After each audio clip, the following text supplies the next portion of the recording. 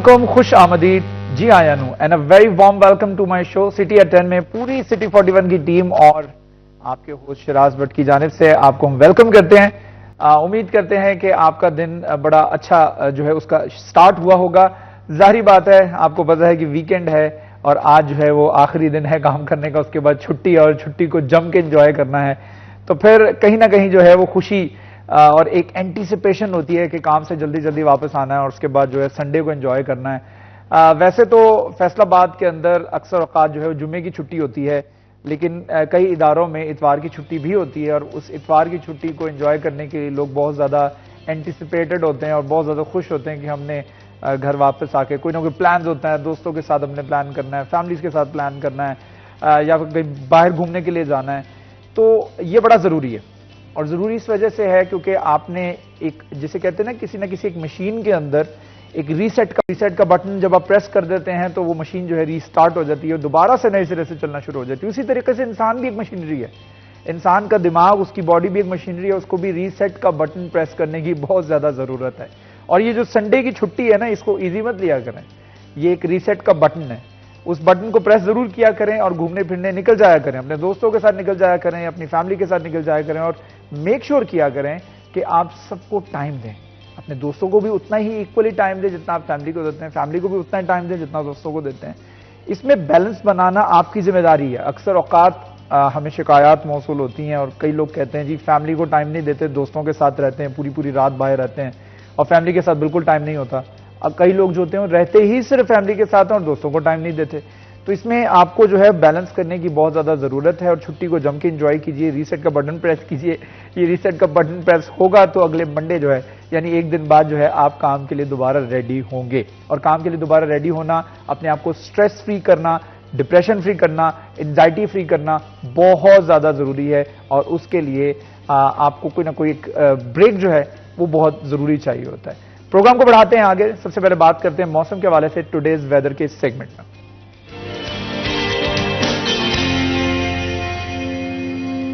कम से कम दर्जा हरारत 15 डिग्री सेंटीग्रेड रहेगा, ज्यादा से ज्यादा दर्जा हरारत 25 डिग्री सेंटीग्रेड रहेगा। रात में कुछ हल्की फुल्की बारिश हमें देखने को मिली है, जिसके बाद मौसम जो है खुल चुका है और उम्मीद कर रहे हैं कि ये बारिश जो है वो जरा मौसलाधार बारिश हो ताकि आने वाले दिनों में जो ये सर्दी का मौसम है वो खुलकर सामने आए और स्मोग और पोल्यूशन और जितनी भी फोग है वो खत्म हो जाए, जिससे ना सिर्फ बीमारियां पैदा हो रही हैं बल्कि इसके साथ साथ हमारे मामलात जिंदगी जो है वो भी बुरे तरीके से मुतासर हो रहे हैं। तो उम्मीद करते हैं कि आने वाले दिनों में मजीद बारिश भी हो, जिसके नतीजे में ये मौसम जो है मजीद खुल जाए और बीमारियां जो है खत्म हो जाएं। बहरहाल आज जो है वो कम से कम दर्जा हरारत 15 डिग्री सेंटीग्रेड रहेगा, जबकि ज्यादा से ज्यादा दर्जा हरारत 25 डिग्री सेंटीग्रेड रहने का इम्कान है। और बारिश जो है आज के दिन में कोई फोरकास्ट नहीं है।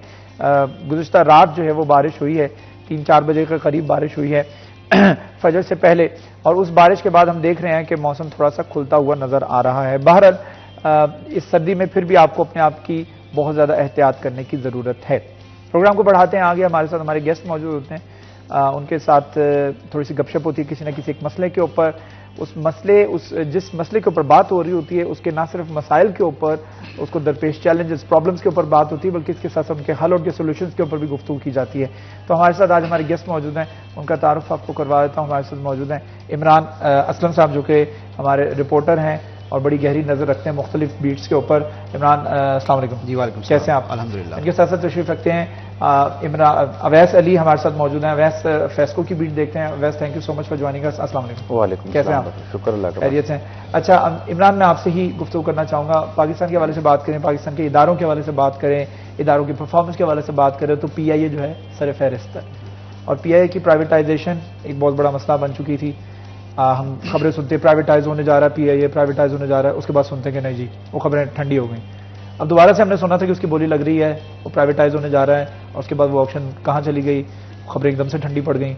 सबसे पहले तो मुझे बता दें कि क्या ये आया कि प्राइवेटाइज हो जाएगा 2025 के अंदर कि नहीं होगा? जी, अब तो सबसे पहले तो मैं PIA के लिए बड़ी खुशखबरी है कि गुज़िश्ता जिसे कहते हैं कि दिन अयासा ने PIA को यूरोप के लिए फ्लाइट ऑपरेशन 4 साल बाद, तकरीबन 4.5 साल बाद दोबारा से रिज्यूम करने के हवाले से इजाज़त दे दी है।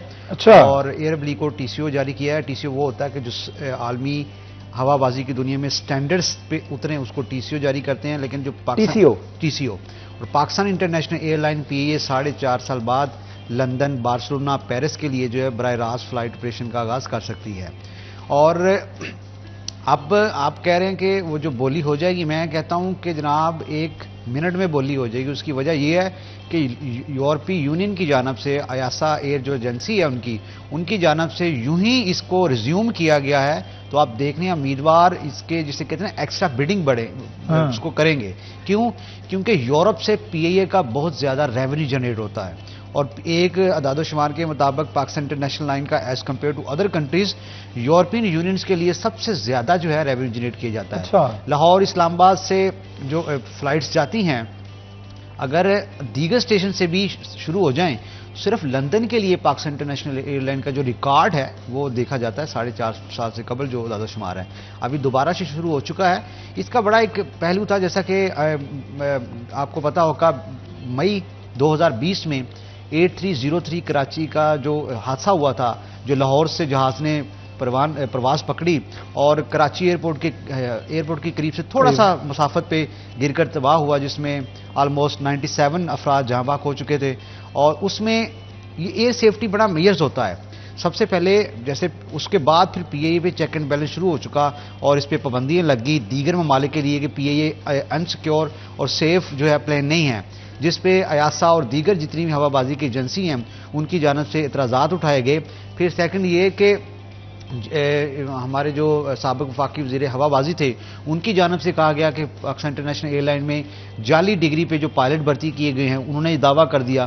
तो पीएई की मुश्किलात बढ़ती गई तो यूरोपीय एयर सेफ्टी यूनियन की जानब से अयासा ने इस पर पाबंदी लगा दी कि यूरोप के लिए फिलहाल पीएई नहीं आ सकता। तो 4.5 साल बाद, जैसा कि कल एक बड़ी खुशखबरी है पीएई की हवाबाजी की दुनिया में, पाकिस्तान इंटरनेशनल एयरलाइन एक तरफ नजकारी की तरफ जा रहे हैं, उसकी बोली एक मुज़ाहिका खेज की तरह लगा रहे हैं। कोई कह रहा है जनाब इनकी बोली तो हमने इनकी औकात से बढ़कर लगा दी है। दूसरी तरफ लंदन का इनका फ्लाइट ऑपरेशन रिज्यूम होना आई थिंक ये बड़ा प्लस पॉइंट है। अब वो जो कह रहे हैं कि इनकी जो बोली हमने कोड़ियों के बाव लगाई है, वही इसकी जो बोली है वो बिलियनर में लगाएंगे। क्यों? क्योंकि इनके जो तैयारे वो भी एक्टिवेट है, ग्राउंडेड तैयारे जरूर हैं। और क्योंकि पीएई कोई नजकारी का जो जुमा है वो हमारे जिसे कहते हैं हवाबाजी के जितने अफसरान हैं, इसके साथ साथ इनके मिनिस्टर्स, उन पे चलता है। एक पाकिस्तान रेलवे और पीएई दो बड़े ऐसे इदारे हैं जिन्होंने हमेशा मुश्किल वक्त में रेवेन्यू जनरेट किया है। अगर हम डिस्कस करें ये जो आज हो रहे थे प्रोटेस्ट वगैरह, उसमें पाकिस्तान रेलवे ने रिकॉर्ड जो है उसमें पैसेंजर बुकिंग हुई है। अच्छा। अब पीएई का देख लीजिए, ये दो इदारे स्टैब्लिश करना बहुत जरूरी है। पाकिस्तान इंटरनेशनल एयरलाइन किसी जिसे कहते हैं कि लाजवाब सर्विस, बाकमाल लोग एक वक्त में, ये जो इनका पीएई का टाइटल था ये पूरी दुनिया में फेमस था। पूरी दुनिया में चले पाकिस्तान इंटरनेशनल एयरलाइन सरफरिश थी। इसको नहज तक पहुंचाने दोबारा बना सकते हैं आप। जैसे यूरोपीय यूनियन की जानब से अयासा ने कह दिया कि पीएई आए तो लंदन में अगर ये जाते हैं तो आई थिंक ये बड़ा इनके लिए प्लस पॉइंट है। एक तरफ नशकारी हो रही है, ठीक है आप प्राइवेटाइज करें, जैसा कि दीगर प्राइवेट यहाँ पे आती हैं, प्लेन्स आते हैं, जितनी भी एयरलाइंस आती हैं, तो ये भी अपने आलमी हवाबाजी स्टैंडर्ड्स के मुताबिक चलें तो आई थिंक पीएई का बड़ा प्लस पॉइंट है। और ये फैसलाबाद में 2022 में पीएई ने हज फ्लाइट ऑपरेशन शुरू किया था। 2 साल गुजर गए हैं, अभी तक यहां से नहीं शुरू हो सका। अच्छा। और अभी भी ये रवां सो हज ऑपरेशन आ रहा है, उसमें भी तजावीज़ भेजी गई हैं कि जनाब यहाँ फैसलाबाद से शुरू किया जाए। बड़ा एयरपोर्ट है, जैसा मदीना मुनव्वरा और जद्दा के लिए फ्लाइट ऑपरेशन जा रही हैं। तो ये क्या है? ये बेसिकली शराज भाई ये पीएई का रेवेन्यू जनरेट किया जा रहा है। अगर ये सारा जो खजाना है ये पाकिस्तान की खजाने में जाता है और पीएई का जो मोराल है बूस्ट होता है। देखिए ना, मदीना मुनव्वरा जद्दा में डायरेक्ट फ्लाइट जा रही हैं, फैसलाबाद से कोई फ्लाइट नहीं जाती थी। और इसमें बड़ा इसको रेवेन्यू जनरेट किया जा रहा है, कमर्शियल बुकिंग हो रही है और टिकटिंग की मद में हो रहा है। इनके बहुत ज़्यादा जिसे कहते हैं कि एयर सेफ्टी मेजर्स मापे जाते हैं। और पूरी सबसे जो बड़ा मरहला है वो पीएई की जितनी भी परवाजें हैं, जो अनफिट परवाजें हैं, इनकी जो मेंटेनेंस का वो बड़ा है। सबसे पहले इनके जो जिसे कहते हैं कि जो इनके औजार होते हैं, इसके साथ साथ जो पार्ट्स होते हैं, उसकी मेंटेनेंस के लिए बहुत ज़रूरी है। उस पर इनको एलोकेशन बजट करना चाहिए ताकि पीआईए पूरी दुनिया में स्टैंडर्ड्स एयरलाइन उभर के सामने। ये बड़ा ज़रूरी है। अवैस मैं बात करना चाहूँगा सोशल मीडिया के हवाले से। हम सोशल मीडिया के ऊपर देख रहे हैं कि पीआईए के हवाले से बहुत सारे ऐसे क्लिप्स जो हैं वायरल होते हैं कि जी आइए आपको पीआईए की सर्विस दिखाते हैं, मुसाफिर जहाज के अंदर जा रहा है और दिखा रहा है कि उसकी सीटें फटी हुई हैं, उसकी वो जो फूड ट्रे है वो गिरी हुई है और शीशे टूटे हुए हैं। तो इस तरह की जब हालत सोशल मीडिया के ऊपर दिखाई जाती है तो हर इंसान अपना रिस्क लाइफ का तो नहीं लेता ना कि मैं भाई इस एयरलाइन के अंदर तो नहीं सफर करूंगा, 20-30 हज़ार रुपया ज्यादा भर लूंगा लेकिन मुझे जान ज्यादा प्यारी है अपनी। तो इस नौयत की हमारे लोग अपने जो हैं वो अपनी ही कौमी एयरलाइन का इस तरह से मजाक उड़ा रहे होते हैं। तो मुझे लगता है कि उसके ऊपर भी थोड़ा सा तवज्जो देने की जरूरत है कि लोग कई इस वजह से सफर नहीं करते क्योंकि सोशल मीडिया ने बड़ा एक नाम खराब किया हुआ पीआईए का। बिल्कुल भट्ट साहब, आप दुरुस्त कह रहे हैं। सबसे पहले हमको ये देखना चाहिए कि जो सोशल मीडिया है वो एक जिम्मेदार शहरी के तौर पर हमें उसका इस्तेमाल करना चाहिए। हम जो भी पोस्ट करते हैं वो जिम्मेदारी जो पोस्ट करते हैं हमें ये समझना चाहिए कि ना सिर्फ वो पाकिस्तान में बल्कि दुनिया भर में लोग उसको देखते हैं। ऐसे ही जब देखते हैं कि अब हम पीआईए के जो नकाइस हैं, जो मसाइल हैं, उसको उजागर करना चाहिए। लेकिन जब सोशल मीडिया पर हम इस तरह के काम करते हैं, हम देखते हैं कि पीआईए की जो रिकवरी है वो भी मुतासर होती है और वो एयरलाइन है जो दीगर ममालिक में लोग फिर उसको इस्तेमाल नहीं करते। इससे जो है वो लाखों नहीं बल्कि करोड़ों रुपए का नुकसान होता है। तो सोशल मीडिया पर कोई भी हम जब वीडियो डालते हैं तो हमें जिम्मेदारी का मुजाहरा करना चाहिए। हम देखते हैं कि आजकल जितने भी मसाइल पैदा हो रहे हैं उसकी बड़ी वजह यही है कि सोशल मीडिया का जो हम रॉन्ग इस्तेमाल कर रहे हैं। और अब तो देखते हैं पाकिस्तान में दीगर ममालिक की निस्बत ये कल्चर बढ़ता चला जा रहा है कि हम अपने जो पाकिस्तान की चीज़ें हैं उसकी जो इस तरह की नेगेटिविटी जो है वो हम ज़्यादा दूसरे ममालिक की निस्बत दिखा रहे हैं। जहाँ तक पीआईए के मिसाल हैं वो आप सबके सामने हैं, उनका जो हल है वो करना चाहिए। अगर प्राइवेटाइजेशन से पीआईए मजीद आगे इसकी प्राइवेटाइजेशन से आगे बढ़ेगा, मुसाफिरों को जो है वो उससे सहूलियात मिलेंगी तो उसको ज़रूर करना चाहिए। पिछले दिनों में हमने सुना भी था कि पीआईए की निजकारी में जिन कंपनीज ने हिस्सा भी लिया था लेकिन वो बोली जो है वो बहुत कम लगाई गई थी, जिसकी वजह से पीआईए की प्राइवेटाइजेशन नहीं की गई। तो इसी तरह से फेस्को है, रेलवे है, इन तमाम अदारों को भी गवर्नमेंट जो चाह रहा है कि हम प्राइवेटाइजेशन इनकी करें, लेकिन मसाइल फिर वही हैं। लगता है प्राइवेटाइजेशन से ये मसले का हल है, इससे चीजें को बेहतरी की तरफ जाएंगी? अगर रेलवे प्राइवेटाइज हो जाता है, पीआईए प्राइवेटाइज हो जाता है, बट चीजें बेहतर। मतलब जो सूरत हाल इस वक्त हमें दिखाई दे रही है इन इदारों की कि ये फेस्को है, रेलवे है, पीआईए है, तो मौजूदा सूरत हाल तो ऐसी है कि लोगों को रिलीफ नहीं मिल रहा। ये अदारे बिल्कुल मफलूज होकर रह गए हैं। फेस्को की बात कर लें, हम आपको बताते हैं रोजाना की बुनियाद पर जो मसाइल हैं वो हल होते हुए नहीं दिखाई देते, बल्कि जो लोग हैं उनके मसाइल बढ़ते चले जा रहे हैं। रेलवे अब देखें 3-4 दिन अगर दीगर ट्रांसपोर्ट पर पाबंदी हमने देखा है कि रही है, अहम शाहराहों पर ट्रैफिक बंद थी, मोटरवे बंद थी, तो ऐसे में रेलवे ने अपनी जो अहमियत है वो बताई है कि लोग जो है वो कसीर तादाद में रेलवे सफ़र कर रहे थे। फैसलाबाद रेलवे स्टेशन पर जो है वो 2 से 3 करोड़ रुपए जो रेवेन्यू है उसमें इजाफा हुआ है चंद रोज़ में, 3 से 4 रोज़ में जो है वो रेलवे का रेवेन्यू रिकॉर्ड बढ़ा है। समझ ये बात नहीं आती कि रेलवे जो है वो सफ़र का एक सस्ता जरिया है। तो गवर्नमेंट अगर लोगों को वाकई रिलीफ फराहम करना चाहती है तो रेलवे सफ़र में जिद्दत लाए। जो देखें हम आज भी रेलवे का जो सिस्टम है, जो निज़ाम है, आज से जो है वो 50 साल पुराना है। पाकिस्तान में जब से जो रेलवे है उसमें कोई जिद्दत नहीं लाएगी, ट्रैक वही पुराना बिछाया हुआ है। कोई गवर्नमेंट आती है, जो छोटे छोटे मसाइल होते हैं स्टेशन के वो हल नहीं होते, तो रेलवे का जो सफ़र है उसमें जिद्दत लाने के जो इकदाम है वो तो हमें दिखाई नहीं देते।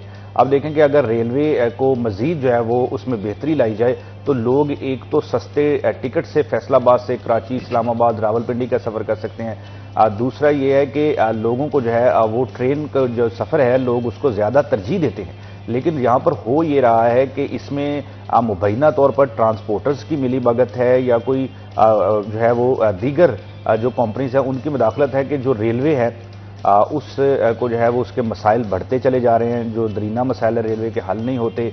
ट्रेनों के जो औकातकार है उसमें बेहतरी नहीं लाई जाती। 5-5, 6-6 घंटे यानी लोगों को रेलवे सफ़र से मायूस किया जा रहा है, मगर इसके बावजूद भी हम देखते हैं कि लोग जो है वो रेलवे सफ़र करना चाहते हैं।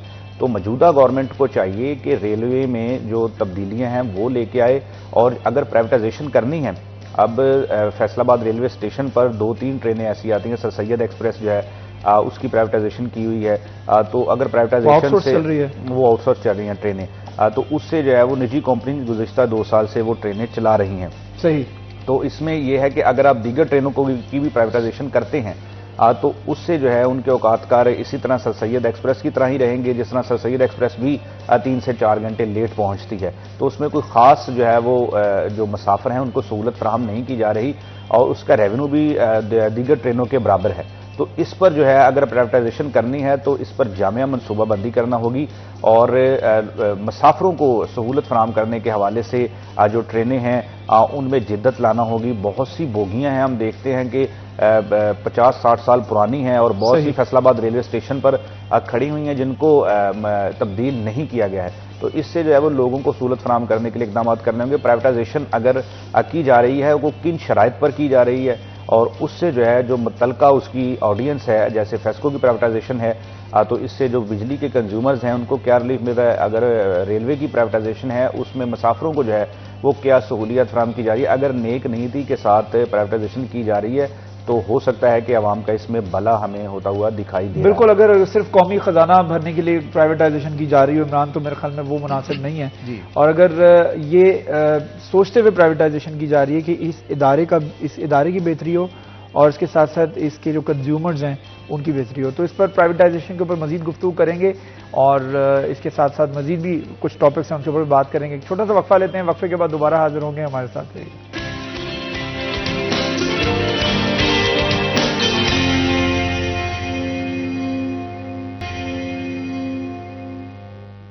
Welcome back ji. City at 10 में एक मरतबा फिर आपको खुशामदीद कहते हैं। हमारे साथ अवैस अली मौजूद हैं, इमरान असलम मौजूद हैं। हम गुफ्तगू कर रहे हैं प्राइवेटाइजेशन के वाले से, इदारों को जो प्राइवेटाइज किया जा रहा है गवर्नमेंट की तरफ से, लेकिन अभी तक कोई प्राइवेटाइज होते नजर नहीं आए। लेकिन बातें और खबरें हम सुनने को बहुत मिलती हैं कि PIA जो है उसकी निचकारी हो रही है, फेस्को की निचकारी हो रही है, रेलवे की निचकारी हो रही है और इससे क्या फायदा आवाम को पहुंचेगा, कंज्यूमर्स को पहुंचेगा, उनके कस्टमर्स को पहुंचेगा उस सेक्टर में। खासतौर पर PIA के हवाले से बात करें तो इमरान असलम, हम ब्रेक पे जाने से पहले बात कर रहे थे PIA के हवाले से और PIA की प्राइवेटाइजेशन के हवाले से और इनको जो दरपेश मसाइल है उसके हवाले से, इसका इमेज खराब किया है लोगों ने उसके हवाले से।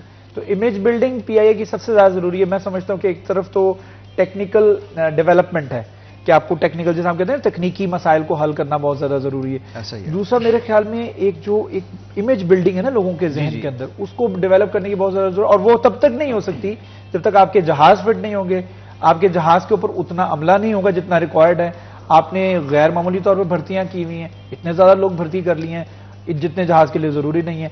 एक वक्त था ये वो एयरलाइन हुआ करती थी कि जो कि बाकी एयरलाइंस के लिए मिसाल हुआ करती थी। एमिरेट्स के पायलट्स हमारे पास आके ट्रेनिंग लेते थे। बिल्कुल ऐसा ही है। तो आज हालात ये हैं कि हम लोग सिर्फ दूसरे एयरपोर्ट्स पे लैंड करने के लिए लोगों के तरले ले रहे होते हैं कि हमें प्लीज वहां पे जगह दे दो, हमने अपना जहाज लैंड करना। बिल्कुल ऐसा ही है। ये देखें जो इमेज बिल्डिंग पे परसेप्शन सेट की गई हुई है ना, इस नहज तक पहुंच चुकी है कि बोली के दौरान भी जितने भी बिडिंग थे उनकी जानिब से ये कहा गया कि जनाब हमने PIA की औकात से ज्यादा इसकी बोली लगाई है। देखें ये इमेज बिल्डिंग ही था ना कि PIA को इस नहज तक पहुंचा दिया कि लाइव बोली के दौरान वो ये लोग अल्फाज इस्तेमाल कर रहे हैं।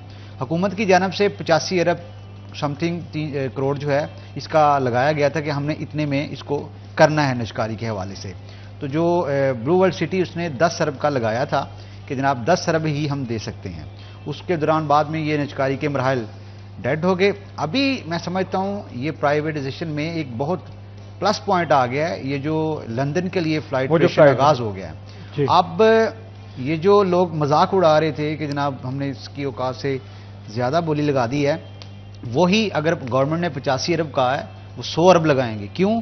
क्योंकि यूरोपीय यूनियन की जानिब से बहुत अरब बदला आएगा। तो वो ये बड़ा एक अब दोबारा से ये टेंडर का प्रोसेस करे और दोबारा से इनकी बोली का आगाज करे। आप चेक कीजिएगा PIA स्टैब्लिश हो जाएगी, नो डाउट। जो अदारे निष्कारी की तरफ होते हैं तो जाहिर है 85% जो उसका एम्प्लॉयर है वो तकरीबन 12 से 18 माह तक काम करता है और 10 से 9 जो ऑफर्स लेटर हैं वो दिए जाते हैं, मुलाजमीन भर्ती किए जाते हैं। उसमें ये होता है कि जो वेल स्टैब्लिश्ड हैं उनको रखा जाता है और जो उम्र की उस नहज तक पहुंच चुके हैं कि वो नहीं कर सकते उनसे माजरत कर ली जाती है। जो है PIA हेडक्वार्टर ने पाकिस्तान फैसलाबाद समेत पूरे पाकिस्तान से जितने भी PIA के हेडक्वार्टर्स हैं वहां से एम्प्लॉयर्स की लिस्ट मंगवाई है कि आप बताएं कि 25 से 50 के दौरान कौन काम कर रहा है, 50 से अबव कौन कर रहा है। अच्छा, PIA ने मंगवाई हैं।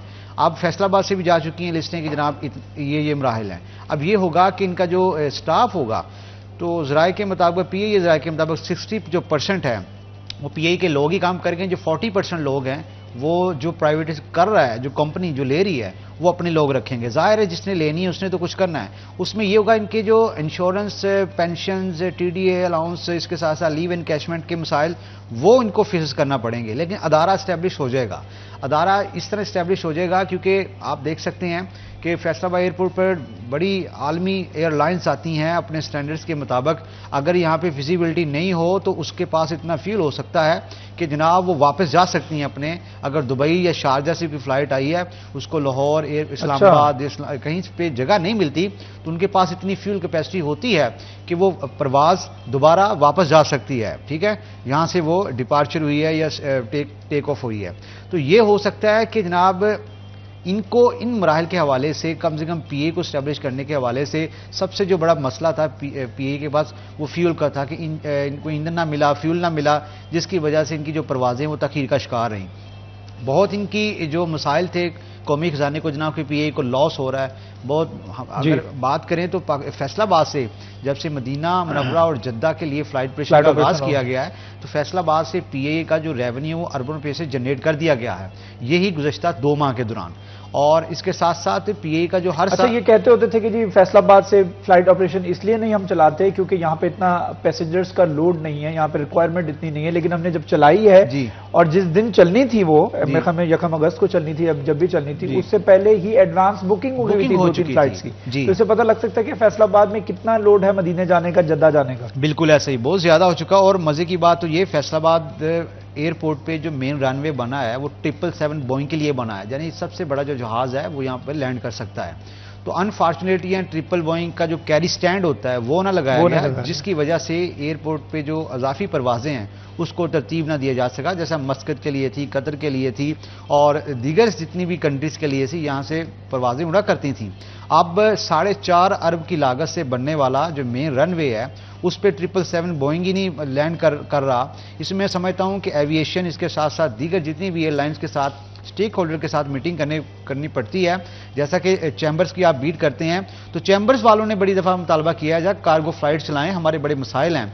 पाकिस्तान इंटरनेशनल एयरलाइन को बोला, एविएशन को बोला कि कम से कम हमारी कार्गो फ्लाइट्स के हवाले से कुछ ऐसे मसाइल हैं जो हमें दरपेश हैं। देखें ना, कार्गो फ्लाइट्स अगर यहाँ से ऑपरेशनल होती हैं तो सनतकारों का कितना टाइम बचता है। यहाँ से उनको सारा फ्रेट जो है वो बिन कासिम भेजना पड़ता है, कराची भेजना पड़ता है, फिर वहां से फ्लाई होता है। हमारे पास कार्गो फ्लाइट की सहूलत ही नहीं है, हमारे पास ड्राईपोर्ट नहीं है। हमारे पास ड्राईपोर्ट है, ऐसा नहीं है कि हमारे पास सहूलत है नहीं, हमारे पास रनवे है, एयरपोर्ट है, लेकिन कार्गो फ्लाइट्स नहीं आ रही। हमारे पास ड्राईपोर्ट है अवैस, और ड्राईपोर्ट ऑपरेशनल नहीं है। सारे के सारे यहाँ से सिर्फ वो 0.9% दरामदी ड्यूटी है ना, वो हमारे ड्राईपोर्ट का यहाँ से सारा का सारा बिजनेस खा गई। तो मैं चाहूंगा कि ये तमाम तरह हमारे पास प्लेटफॉर्म्स मौजूद हैं, उनको ऑपरेशनल करने की जरूरत है, उनके ऊपर तवज्जो थोड़ी सी दी जाए तो वो ऑपरेशनल हो सकते हैं। और यहाँ पर सनतकारों को बहुत सारी सहूलियात मिल सकती, कारोबारी हजरात को, कि वो बजाय अपने कंटेनर सारे के सारे पोर्ट कासिम पे भेजें, फिर वहां से आगे शिपमेंट की तरफ जाएं, वो यही डायरेक्ट ड्राईपोर्ट से भेज सकते हैं, यही डायरेक्ट PIA से भेज सकते हैं। अगर हमारे पास रनवे बेहतर हो, हमारे पास एयरपोर्ट बेहतर हो तो बिल्कुल भट्ट साहब, वो इसी तरह से भेज सकते हैं। मसाइल सिर्फ यही हैं कि ऑपरेशनल करने की बजाय जो है वो गफलत का मुजाहरा किया जाता है। हाँ। दुनिया भर में हम देखते हैं कि ताजरों को, जो ट्रेडर्स हैं, उनको सहूलियात फराहम की जाती है, मगर हमारे यहाँ पर लम्हा फिक्रिया है कि ताजर बरादरी एक अरसा दराज से मुतालबा भी कर रही है कि उनको जो है वो इसकी सहूलत फराहम की जाए, मगर इसके बावजूद यहाँ पर सहूलियत फराहम नहीं की जाती। जैसा कि ड्राईपोर्ट का बता रहे हैं, ये भी एक ताजरों का दरीना मुतालबा है, मगर हम देखते हैं कि ताजरों को सहूलत फराहम करने की बजाय सुस्ती का मुजाहरा, कि इसका ये मसाइल नहीं है कि रेवेन्यू नहीं मिलेगा, बल्कि रेवेन्यू में भी इजाफा होगा, आपका रेवेन्यू भी बढ़ेगा। तो इसके बावजूद जो है वो इस तरह से ताजरों को सहूलत फराहम नहीं की जाती। तो ये इक़दामात जो है वो मौजूदा गवर्नमेंट को करने चाहिए, क्योंकि जो मौजूदा सूरत हाल है इसमें तो जो ताजर बरादरी है वो पहले ही बहुत परेशान है। पाकिस्तान में जो ताजर कम्युनिटी है, फैक्ट्रीज बंद हो रही हैं, बिजली के बिल नहीं जो है वो दिए जा रहे, महंगाई की वजह से बिजली के जो रेट्स हैं वो आए रोज़ बढ़ रहे हैं, और ऊपर से जो है वो इंस्टॉलमेंट्स पर पाबंदी, इस तरह के मसाइल हैं ताजरों के लिए। तो जो इंस्टॉलमेंट पर पाबंदी फेस्को की जानिब से लगाई, ये सिर्फ जनरल पब्लिक के लिए या इंडस्ट्रियल यूनिट्स के लिए, कमर्शियल्स के लिए भी है? भट्ट साहब, ये डोमेस्टिक यानी जनरल कंज्यूमर्स के लिए भी हैं, और उसके साथ साथ जो कमर्शियल कंज्यूमर्स हैं उनके लिए भी हैं, इंडस्ट्रियल के लिए भी हैं, और जो ज़रई सार्फिन हैं, जो जिस पर हमारी सारी मईशत है, एग्रीकल्चर है, उस पर भी इंस्टॉलमेंट्स पर पाबंदी। और सबसे जो अहम चीज़ है कि जो मुकर्रर तारीख गुजरने पर बिजली के बिलों में तोसी नहीं हो रही, इससे जो है वो ना सिर्फ इंडस्ट्री बल्कि जो 12 सार्फिन हैं उनको बहुत मुश्किलात हैं, क्योंकि अक्सर औकात आप बिजली के बिल में इस वजह से तोसी नहीं करवाते कि मुकर्रर तारीख तक आप बिल का अरेंजमेंट कर लेंगे। लेकिन जैसे ही मुकर्रर तारीख गुजर जाती है तो कंज्यूमर्स अपने बिजली के बिलों की मुकर्रर तारीख में तोसी के लिए फेस्को दफातर में जाते हैं, तो वो कहते हैं कि जो मुकर्रर तारीख गुजर चुकी है अब आपके बिल में तोसी नहीं होगी। तो इस तरह की जो पॉलिसीज़ हैं उन पर गौर करनी होगी। बिलखसूस जो मौजूदा सूरत हाल है इसमें इंडस्ट्रियल सेक्टर के लिए और ज़रई जो सेक्टर है, जो एग्रीकल्चर है, उसको फ़रोग देने के लिए कोई स्पेशल रिलीफ जो है वो अनाउंस करना होगा ताकि लोगों को बिजली के बिलों में रिलीफ मिल सके और इंडस्ट्री जो है वो परवान चढ़ सके। आप देखें कि रिकॉर्ड इंडस्ट्री जो है वो फेस्को के जो रिकॉर्ड है उसमें बंद हुई है। तकरीबन जो है वो 50% जो इंडस्ट्रियल कंज्यूमर्स था जो फेस्को का एक बहुत बड़ा डिफॉल्टर ना सिर्फ बंद हुआ है अवैस, इसके साथ साथ जो इंडस्ट्री है उसने बिजली का इस्तेमाल भी कम कर दिया। और कितना कम किया है, कितना परसेंट जो है बिजली का इस्तेमाल कम हुआ है, वो इस वजह से नहीं कम हुआ कि सोलर लग गए हैं, वो इस वजह से कम हुआ है कि बिजली महंगी इतनी है कि इस्तेमाल नहीं की जा रही। एक छोटा सा वक्फा लेते हैं, वक्फे के बाद दोबारा हाजिर होंगे, कहीं मत जाइएगा, हमारे साथ रहेगा।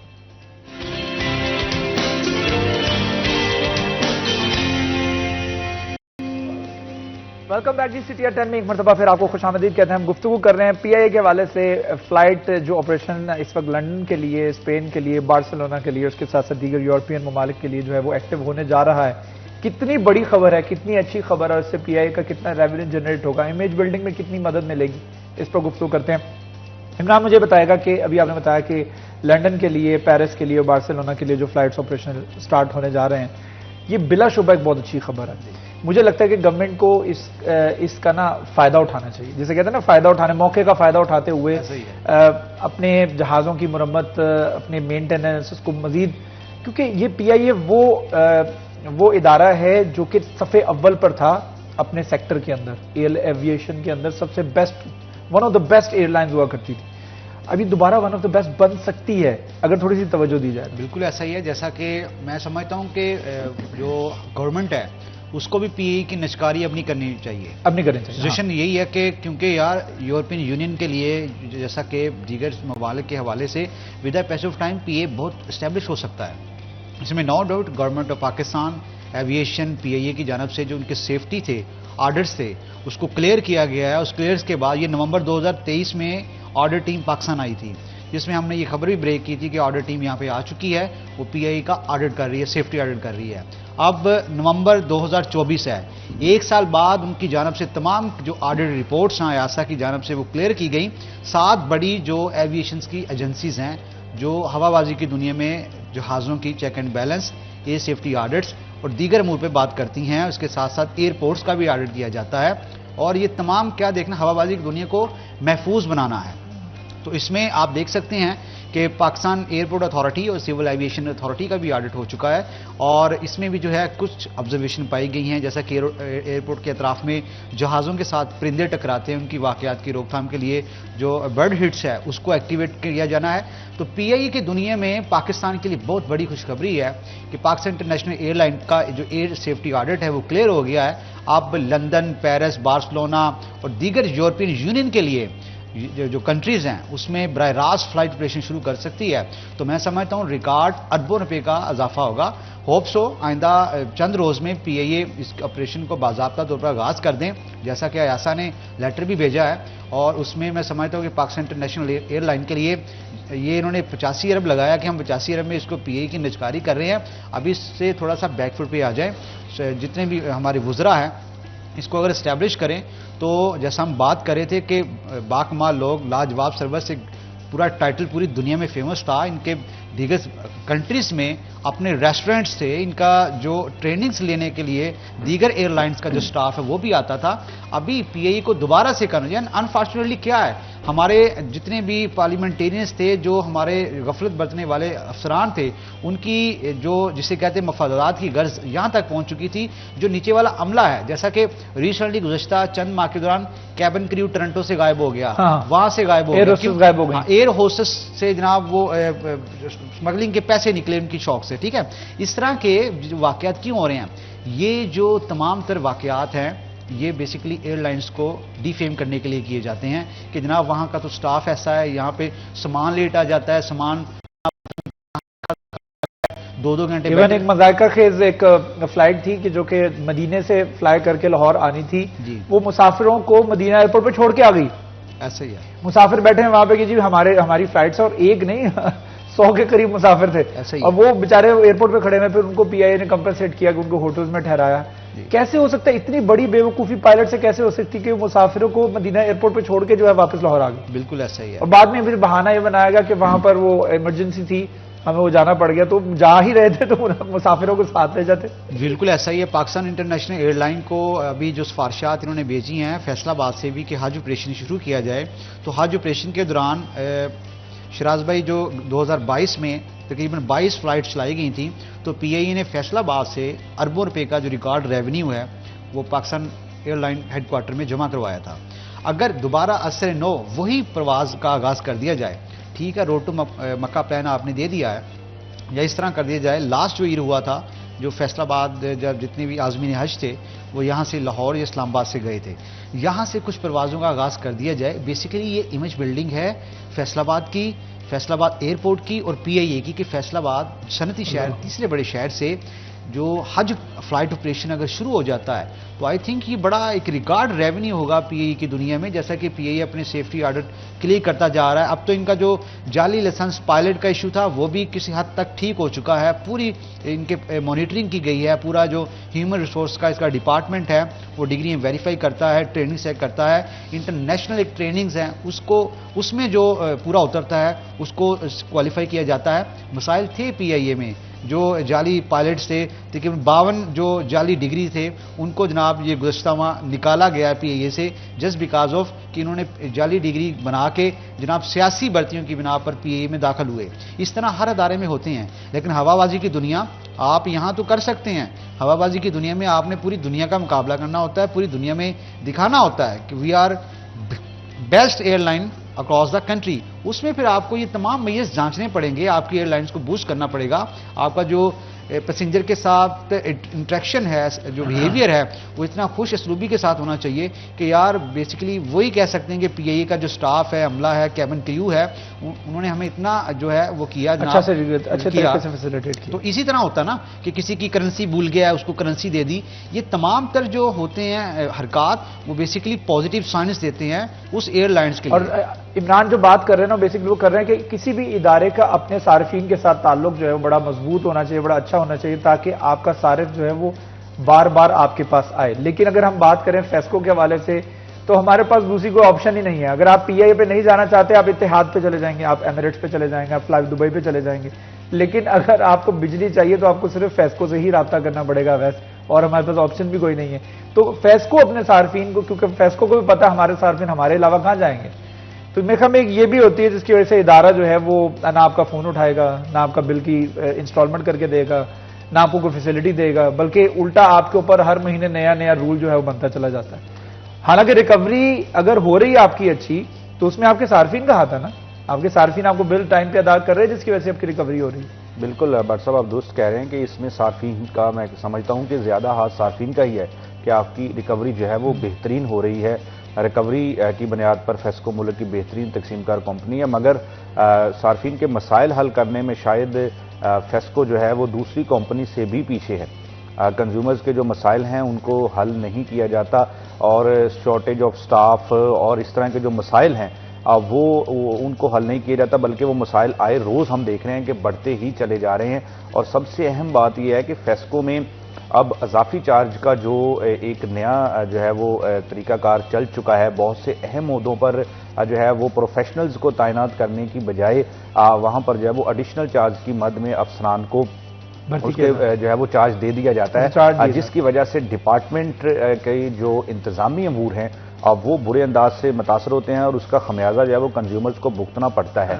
और अब देख लें कि फेस्को का जो शोबा पीआर है, जिसने लोगों को जो है वो शट डाउन से मुतल्लिक अवेयरनेस देनी है, और कंपनीज के दीगर जो एक्टिविटीज़ हैं, और कंपनीज कंज्यूमर्स को क्या रिलीफ देने वाली है और क्या नए पैकेजेस हैं, अब फेस्को के शोबा पीआर में जो है वो किसी भी ऑफिसर को जो है वो चार्ज ऑफिसर को नहीं दिया जा चुका, क्योंकि एडिशनल डीजीपी ताहिर महमूद शेख जो है वो 1 साल की जो है वो रुखसत पर हैं। तो दीगर जो इंजीनियर्स हैं वो चार्ज लेना नहीं चाहते। तो मौजूदा सीईओ फेस्को की जानिब से जो है वहाँ पर किसी किस्म की कोई तैनाती यकीनी नहीं बनाई गई। अभी तक जो है वो ऐसा क्यों होता है कि असामियाँ खाली होती हैं, उसमें नई भर्तियां करने के बजाय जो ऑलरेडी जो अफसरान होते हैं उनको एडिशनल चार्ज दे दिए जाते हैं, जिसकी वजह से वो अपनी ड्यूटी भी नहीं कर पाते और नया ओहदा भी संभाल नहीं पाते हैं। एक छोटा सा वक्फा लेते हैं, वक्फे के बाद दोबारा हाजिर होंगे, हमारे साथ रहिएगा।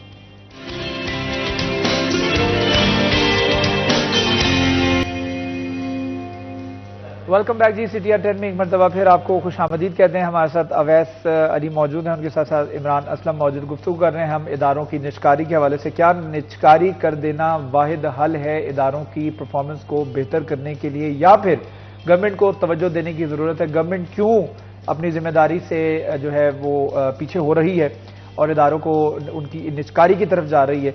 तो इमरान मुझे ये बताइएगा कि हम ब्रेक पे जाने से पहले बात कर रहे थे कि पीआईए की अगर निजकारी हो जाती है तो फिर बहुत सारे मसाइल हमें लगता है, हम फोरकास्ट करते हैं कि हल हो जाएंगे, लेकिन रियलिटी ऑन ग्राउंड ये है कि गवर्नमेंट के पास ही रहा है हमेशा से, और गवर्नमेंट के पास था ये इदारा तो बेस्ट इदारा था।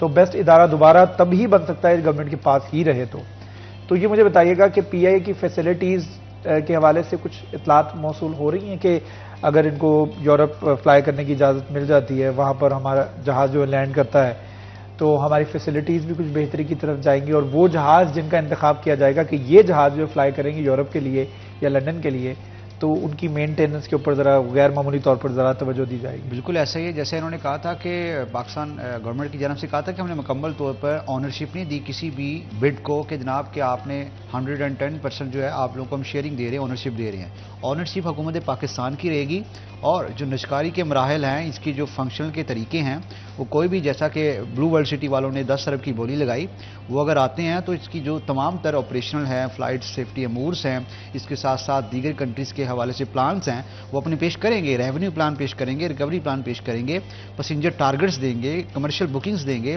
तमाम तर वो चीज़ें गवर्नमेंट पाकिस्तान के साथ शेयर करेंगे। बेसिकली शेयरिंग प्रोजेक्ट होगा, इसमें ये नहीं कि पीआईए को पूरा फ़रोख्त कर दिया जाएगा। जो शेयरिंग और ऑनरशिप जो है हुकूमत पाकिस्तान की रहेगी। एनी हो जो अभी दीगर कंट्रीज़ के लिए पीआईए का जो फ्लाइट ऑपरेशन शुरू होने जा रहा है, जैसा कि बड़ा प्लस पॉइंट है पाकिस्तान की तारीख में कि लंदन के लिए 4.5 साल बाद फ्लाइट ऑपरेशन शुरू हो रहा है, जो जून 2020 से बंद था जस्ट बिकॉज ऑफ कि इनका एक जाली स्कैंडल था। और जैसा कि अनफॉर्चुनेटली मई में जो हुआ था 8303 जो लाहौर से कराची की तरफ जा रहा था जहाज़ पीआईए का, उसमें देखें सबसे वो कह रहे हैं कि इनकी जो डोमेस्टिक फ़्लाइट्स हैं उसमें इस हद तक हादसा रिपोर्ट होते हैं। तो आलमी हवाबाजी की दुनिया में अगर इंटरनेशनल स्टैंडर्ड्स के मुताबिक पूरा उतरते हैं तो क्या ये पूरे उतरते हैं? हर साल इनका ऑडिट होता है, बड़ी बारीक बीनी से इनका जायज़ा लिया जाता है। इनके जो अफसरान हैं, डीएम हैं, जितने भी कमर्शियल ऑफिसर हैं, तमाम की ट्रेनिंग्स करवाई जाती हैं। इवन दैट के अभी जो पीआईए फैसलाबाद की जानब से भी अपनी कमर्शियल बुकिंग को बढ़ाने के हवाले से जो जितने भी एजेंट्स हैं, जो पीआईए के एजेंट्स बैठे हुए हैं, उनके साथ मीटिंग की गई थी कि आपकी जानब से समटाइम्स कंप्लेंट्स की जानब से ये शिकायत दर्ज की जाती हैं कि हमारे साथ हाथ हो गया है, तो सबसे पहले हम आपको इसलिए ऑन करते हैं कि आपको जो पीआईए के एजेंट्स बैठे हुए हैं, हमारी भी साख को मुतासर ना किया जाए। बहुत से लोग पीआईए का जो है साख मुतासर करते हैं। आप उम्रे की ग्रुप उम्रा जाते हैं लोग, उसमें इस तरह के वाक़यात रूनुमा होते हैं। अभी अगर यूरोप के लिए फ़्लाइट ऑपरेशन दोबारा से शुरू हो जाता है तो मैं समझता हूँ कि पाकिस्तान के लिए बड़ा प्लस पॉइंट है। पाकिस्तान का बेसिकली ये सॉफ्ट इमेज पूरी दुनिया में जा रहा है। ग्रीन फ्लैग को ग्रीन सिग्नल मिलना यूरोप के हवाले से, तो ये बड़ा एक मैं समझता हूँ कि प्लस पॉइंट है। और इसमें पीआईए का रिकॉर्ड रेवेन्यू इजाफा होगा और हकीकी मानों में बाकमाल लोग, लाजवाब सर्विस हकीकी मानों में होने जा रही है। अगर हुकूमत पाकिस्तान इंटरनेशनल एयरलाइन हकाम और वजीर हवाबाजी इस पे अपनी जो हिकमत अमली और सॉलिड कोई सोल्यूशन पेश करें, जिसमें पाकिस्तान इंटरनेशनल एयरलाइन को कहें ठीक है जी, जिसने ठीक अपना बिडिंग लगानी है लगाए, जिसने नहीं लगानी ना लगाए, हम पाकिस्तान इंटरनेशनल एयरलाइन को खुद इनके पाँव पे खड़ा करेंगे। और ये हो सकता है।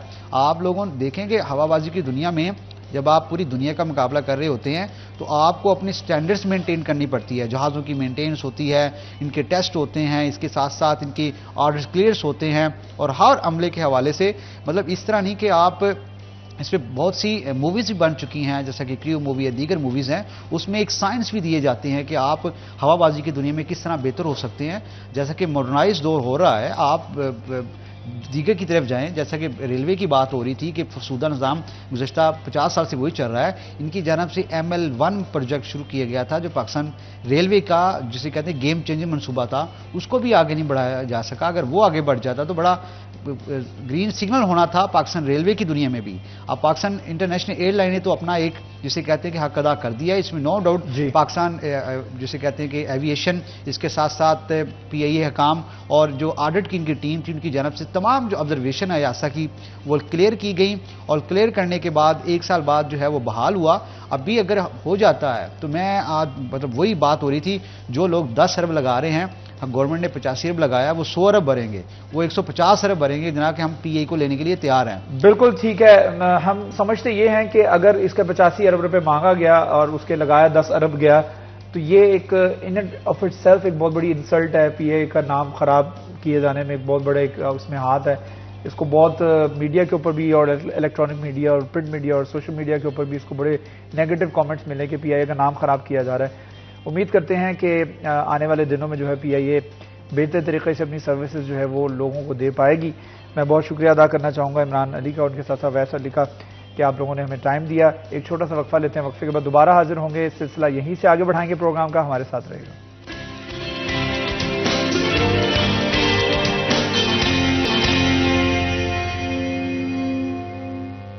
Welcome back ji. City at 10 में एक मरतबा फिर आपको खुशामदीद कहते हैं। प्रोग्राम को बढ़ाते हैं आगे और अब बात करेंगे हम थोड़ी सी फिटनेस के हवाले से।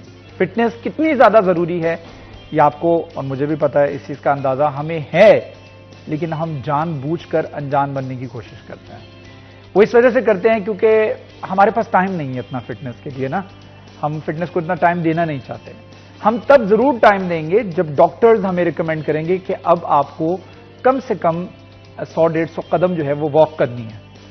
अब आप इतने बीमार हो चुके हैं, खुदा ना ख्वास्ता, गॉड फॉरबिडन, मेरे मुंह में खाक, कि आप जो है वो अब आपको वॉक करना पड़ेगी। अब आपको डेली रूटीन का हिस्सा बनाना पड़ेगा कि कुछ ना कुछ थोड़ी सी वर्जिश करें।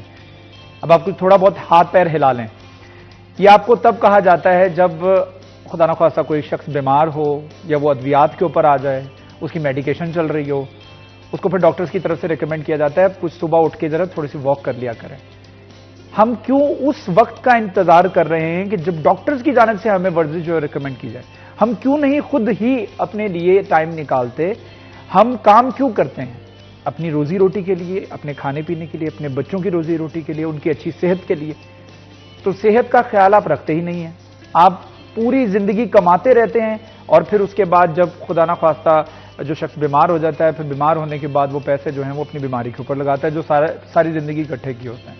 तो हमारे पास एक स्पेशल सेगमेंट होता है हेल्थ के हवाले से, उसमें हम गुफ्तगू करते हैं। खास तौर पर हमारे नवाज बाजवा साहब हमारे साथ मौजूद हैं, बड़े ही स्पेशल गेस्ट हमारे साथ मौजूद हैं हमारे स्टूडियो के अंदर। उनका तारुफ आपको करवाया, तो उसके बाद हम प्रोग्राम के सिलसिले को आगे बढ़ाएंगे किसी न किसी एक मौजू के ऊपर, बल्कि बहुत सारे मौजूआत के ऊपर हम गुफ्तगू करेंगे और उस मौजू से रिलेटेड, उस टॉपिक से रिलेटेड जितने भी मसाइल हैं उनको भी हाईलाइट करेंगे और उनके सोल्यूशंस, उनके हल के ऊपर भी गुफ्तगू करेंगे। हमारे साथ मौजूद है हमारे स्टूडियो में जफर डोगर साहब, जो कि हमारे हेड भी हैं सिटी 41 के, हमारे टीचर हैं, हमारे उस्ताद हैं और मेंटोर हैं।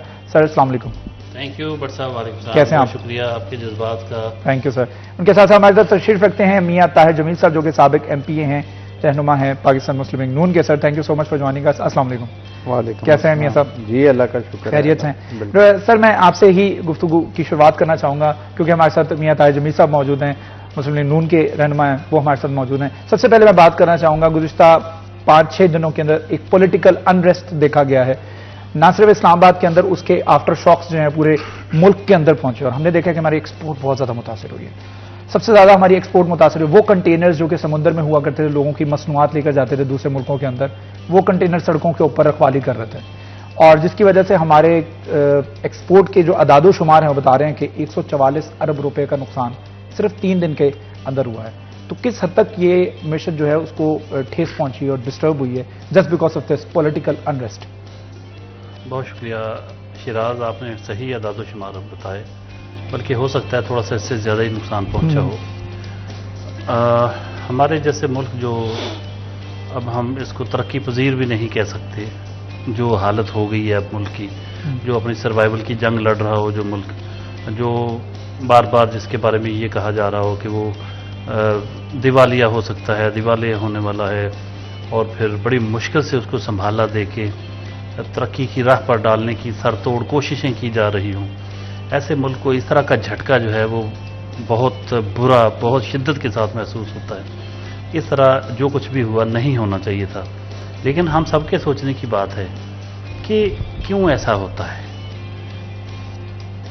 क्यों लोगों को समझ नहीं आती कि भाई मुल्क को तो चलने दें, मईशत को चलने दें, पहिया चलने दें, और मुल्क होगा तो हम भी हैं। लेकिन क्या किया जाए, अगर कुछ लोगों का नजरिया हो कि फलां नहीं तो फिर पाकिस्तान भी नहीं, खुदा न खास्ता ये जो सोच है, इसके होते हुए कैसे आप तवक्को कर सकते हैं कि तरक्की को और मुल्क को, मुल्क की मईशत को बार बार ऐसे झटके नहीं लगेंगे।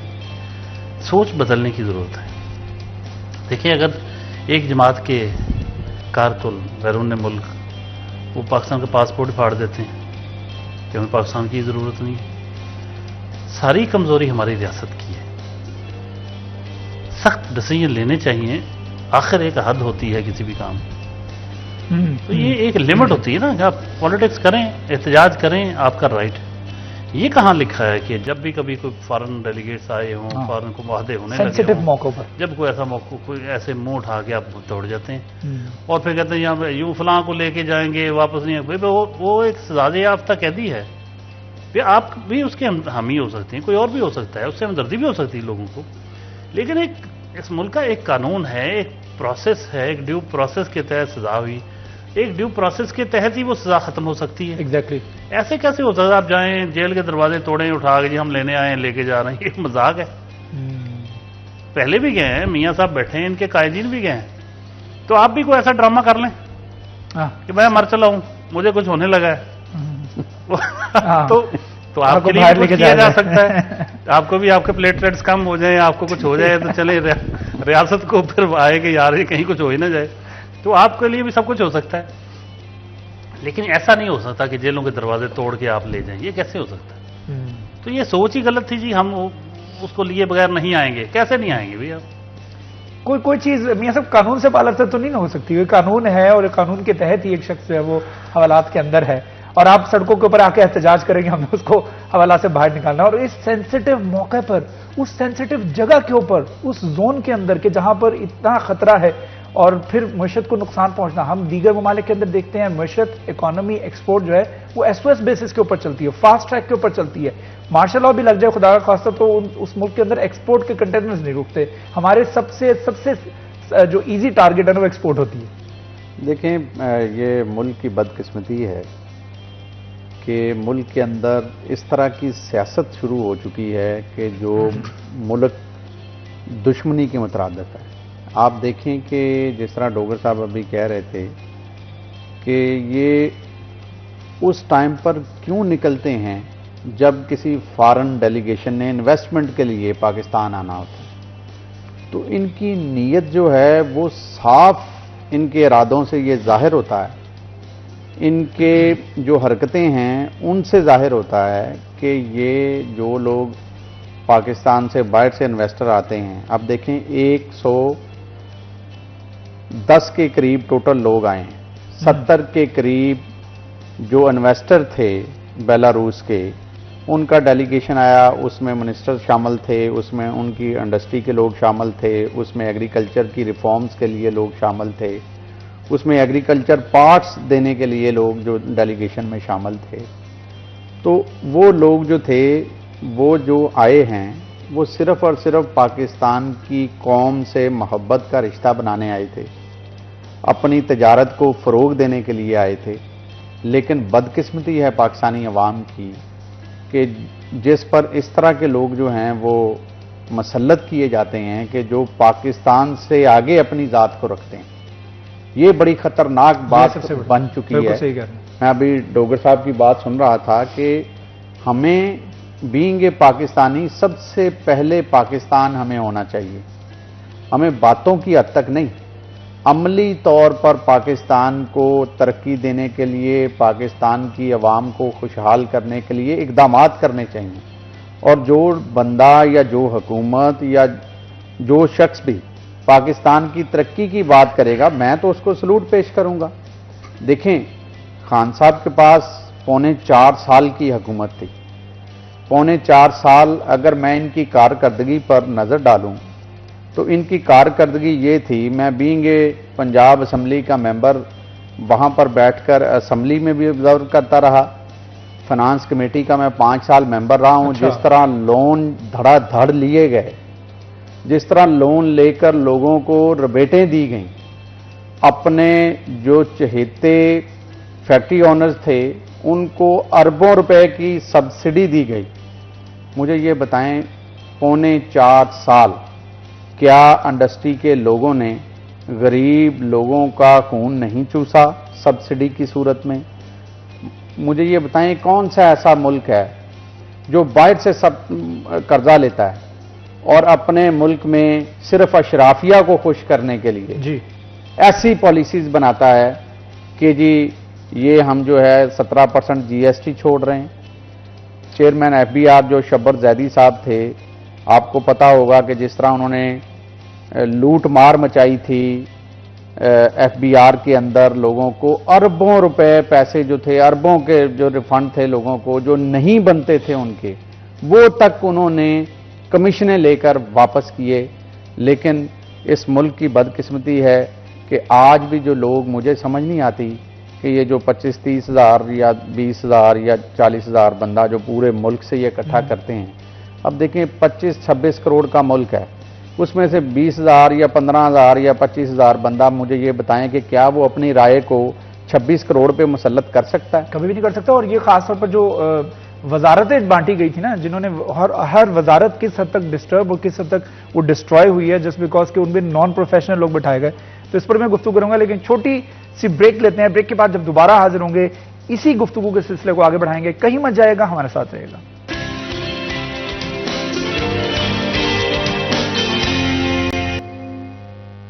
Welcome back ji. City at 10 में एक मरतबा फिर आपको खुशामदीद। डॉक्टर साहब, हम ब्रेक पे जाने से पहले हम बात कर रहे थे इंडस्ट्री के हवाले से, इंडस्ट्रीज को मिलने वाली सब्सिडीज के हवाले से। साबका गवर्नमेंट ने गैर मामूली तौर पर सब्सिडीज दी इस सनतकारों को बल्कि उनको इस हद तक सहूलियात मिल गई कि ऐसा लगता था कि सिर्फ सनतकारों के लिए ही ये हुकूमत कायम हुई है।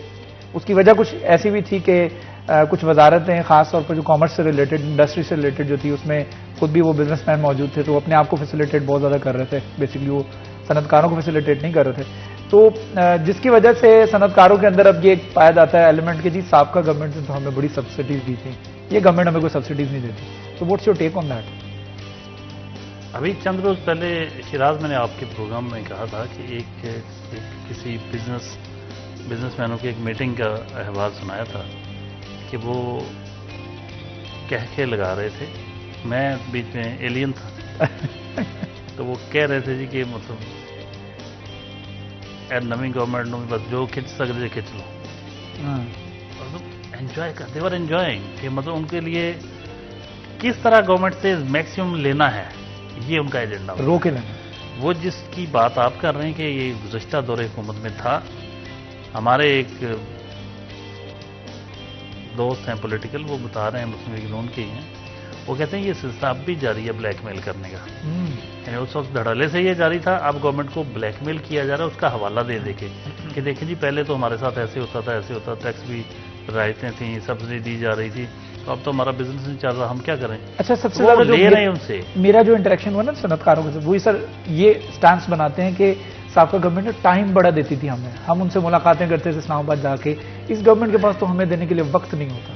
हाँ, अब ये बताएं कि जो जिनसे आप वक्त लेते थे उसके और फिर उसके लिए जो सहूलतें लेते थे, जो सब्सिडीज लेते थे, जो सारा कुछ, क्या उसके नतीजे में आपने किसी सनतकार ने अपने अदारे में कोई सोशल सिक्योरिटी के कार्ड्स बना के दिए थे मुलाजमीन को? क्या उनके EOBI फंड्स जारी किए थे? जाएं जाके सोशल सिक्योरिटी का डाटा चेक करें और EOBI का चेक करें। क्या ये सब कुछ कहते थे जी कि 2 लाख मजदूर नहीं मिल रहा जी, मजदूरों की कमी होगी? ये आपके और हमारे एक मुश्तरका दोस्त ने हमें ऑफ द रिकॉर्ड बताया कि ये अल्फाज प्राइम मिनिस्टर के मुंह में मैंने डाले थे। हालांकि मतलब बाद में कह के लगा रहे थे कि 2 लाख। अच्छा भी कहाँ यार, कहाँ 2 लाख मजदूरों की कमी हो गई? मुझे भी लाहौर से कॉल आई कि यार ये चेक करें, फलां चैनल पे ये खबर चल रही है 2 लाख, ये प्राइम मिनिस्टर ने कहा है उस दौर की, वो 2 लाख मजदूर मिल नहीं रहे। और मैंने कहा भाई वो स्किल्ड लेबर की बात हो रही है, स्किल्ड लेबर तो आज से 20 साल पहले का भी ये मसला है, वो आज भी स्किल्ड लेबर की कमी है। तो इन सनतकारों ने स्किल्ड लेबर की तैयार करने के लिए क्या रोल अदा किया? कितने वोकेशनल इंस्टीट्यूट बनाए हैं, कितना काम किया है? तो क्यों नहीं तैयार करते? रोते क्यों जी स्किल्ड लेबर में? तो स्किल्ड लेबर तैयार करें भाई, इतना आप कमाते हैं इस मुल्क से, तो आप स्किल्ड लेबर तैयार करने के लिए उसका एक पूरे इंस्टीट्यूशन बनाए। तो ये ड्रामे हैं यार। हमारा प्रॉब्लम यही है कि इस मुल्क को लूटने वाले, इसका खून चूसने वाले, वो कुछ पे बैक ही कर दो थोड़ा बहुत यार, दूसरों का जिसमें जहाँ का रिश्ता ही बरकरार रह सके। ये प्रॉब्लम है, यहाँ के माइंडसेट का मसला है। ये माइंडसेट किस तरीके से मियां साहब चेंज हो सकता है? क्योंकि डॉक्टर साहब कह रहे हैं कि वो EOBI, सोशल सिक्योरिटी, इन इदारों के कौन से कार्ड बने मजदूरों के पिछली गवर्नमेंट में? मैं ये कहता हूं कि उनकी अदायगियां नहीं हुई, लेकिन इन इदारों के डायरेक्टरान की जेबें जरूर गर्म हुई थी। ये मैंने खुद अपनी आंखों से भी देखा। देखिए, मैं खुद इंडस्ट्री रन कर रहा हूं, तो इसलिए मुझे भी इस बात का इल्म है। आपसे बेहतर कौन जानता है? और क्योंकि काफ़ी अरसे से इसी काम से मुंसलिक हैं, तो बात यह है कि इस हद तक तो डोगर साहब की बात ठीक है कि देखिए, आज भी कोई मजदूर अगर फैक्ट्री में मर जाता है तो हम कोशिश करते हैं उसको दबाने की, उसके बुरसा को, उसके बच्चों को, उसके लिए कुछ नहीं मिलता। ये एक अलमिया है। मैं ये समझता हूँ कि ऐसा नहीं होना चाहिए। बिल्कुल इदारों को मजबूत होना चाहिए। मैं डोगर साहब की बात से इत्तफाक करता हूँ कि सोशल सिक्योरिटी के अदारे को तो इतना मजबूत होना चाहिए, ना कि कोई अगर मजदूर की डेथ होती है, बल्कि जो इनका इलाज मुआवजा है, जो इनकी रिटायरमेंट के पैसे इनको मिलते हैं, जिसको पेंशन बोलते हैं हम, वो पेंशन तक जो है, मुझे इस फैसलाबाद के अंदर हज़ारों इंडस्ट्रीज़ हैं, मुझे कोई आप 10 इंडस्ट्रीज़ के नाम गिनवा दें कि जो पेंशनें दे रही हो। बिल्कुल कोई बंदा किसी को 1 टका देने के लिए तैयार नहीं है। एक इंडस्ट्री से हम दूसरी इंडस्ट्री तो बना लेते हैं, दूसरी से हम तीसरी बना लेते हैं, अरबों रुपए के हम अपने असासे बना लेते हैं, लेकिन एक मजदूर की जिसकी जान जाती है, या जो जिंदगी और मौत की हॉस्पिटल में जंग लड़ रहा होता है, उसके लिए हमारे पास देने को कुछ नहीं है। तो खुदा के लिए मैं अपने तमाम ताजर भाइयों से, अपने इंडस्ट्रिस्ट जो हैं, उन तमाम लोगों से, आपके चैनल से ये अपील करना चाहता हूँ कि देखें, ये मजदूर जो हैं, ये अपने हाथों से मेहनत करके हमें कमा कर देते हैं। हमें इनका ख्याल करना चाहिए। हम अपने तो घर भी बना लेते हैं, एक फैक्ट्री से दूसरी फैक्ट्री भी बना लेते हैं, एक गाड़ी से 6 गाड़ियां भी रख लेते हैं, लेकिन हमें इनका भी सोचना चाहिए, जो लोग हमें कमा कर दे रहे हैं। और जहां तक बात है हुकूमत की पॉलिसी की, देखें, इस गवर्नमेंट ने, ये नहीं है कि ये मुस्लिम लीग नून की गवर्नमेंट है तो मैं इसलिए कोई तारीफ कर रहा हूँ। देखें, पूरी दुनिया के अंदर ये निज़ाम मौजूद है कि जो टैक्स कलेक्शन होती है उसकी एक रेशो पहले से तय होती है। और उस पर इम्प्लीमेंट जो है वो चेयरमैन FBR ने अपने टैक्स दफ्तरों के थ्रू करवाना होता है। ये पाकिस्तान वाहिद मुल्क है जिसमें आपको दिया हुआ टैक्स भी वापस मिलता है। डोगर साहब, आपको सोशल सिक्योरिटी के अगर आपके 100 बंदा है तो आपको 10 बंदों के कार्ड बनाने पड़ते हैं, बकाया 90 जो हैं वो वैसे ही काम कर रहे हैं। ये पाकिस्तान वाहिद मुल्क है जहां पर कोई आपको नक्शा बनाने की जरूरत नहीं है, आप दिल खोल कर गैर कानूनी काम जो है वो कर सकते हैं। ये पाकिस्तान वाहिद मुल्क है जिसमें कोई जो फायर वर्क्स हैं, सिवाय एक्सपोर्ट इंडस्ट्री के, बकाया किसी लोकल इंडस्ट्री में इम्प्लीमेंट नहीं होता। आप कैमरा लेकर मुख्तलिफ इंडस्ट्री में चले जाएं, आप देखें कि वहां पर हो क्या रहा है। अब बात यह है कि इम्प्लीमेंट जो है वो तो हुकूमत ने कराना है। अब हुकूमत जो है वो जब इम्प्लीमेंट करने आती है तो आगे से फिर ताजर हजरात जो हैं वो ही आप वाली बात जो है वो कहते हैं जी कि फलां हुकूमत तो बड़ी अच्छी थी, उन्होंने तो हमें पूछा नहीं है। अब ये हुकूमत जो है ये हमें वासा के बिल भी कहती हैं, ये हमें कहती है कि सोशल सिक्योरिटी के पैसे भी जमा कराएं, ये कहती है जी कि आपका 17% जो जीएसटी है वो भी जमा कराएं। हाँ, वो हुकूमत जो टैक्स के निजाम को बेहतर करने के लिए इकदाम उठा रही है और एफबीआर को मजबूत कर रही है, और हम देख रहे हैं कि रिटर्न्स जितनी जमा हो रही हैं वो आज से पहले कभी जमा नहीं हुई। इसका मतलब ये है कि टैक्स का निजाम जो है बेहतरी की तरफ जा रहा है और वाकई लोगों को शहजाद भाई, लोगों का एतमाद है गवर्नमेंट के ऊपर कि रिकॉर्ड पाकिस्तान की तारीख में रिकॉर्ड नंबर्स जो हैं वो आपको अब एफबीआर में देखने को मिल रहे हैं। और ये मैं ये समझता हूं, मैं तो शाबाश दूंगा अपने तमाम जो कमिश्नर हजरात हैं तमाम डिवीजनों के, सही कि उन्होंने बेहतरीन हिकमत अमली के साथ बगैर कोई नुकसान किए उन लोगों ने लोगों को टैक्स नेट में लेकर आए हैं और लाखों की तादाद में जो है उनका नंबर बढ़ाया है। टैक्स नेट नंबर है ना, उसको वसी करना बहुत ज्यादा जरूरी है। मियां साहब एक छोटा सा वक्फा लेते हैं, टैक्स नेट के वसी करने के हवाले से मजीद भी गुफ्तगू करेंगे।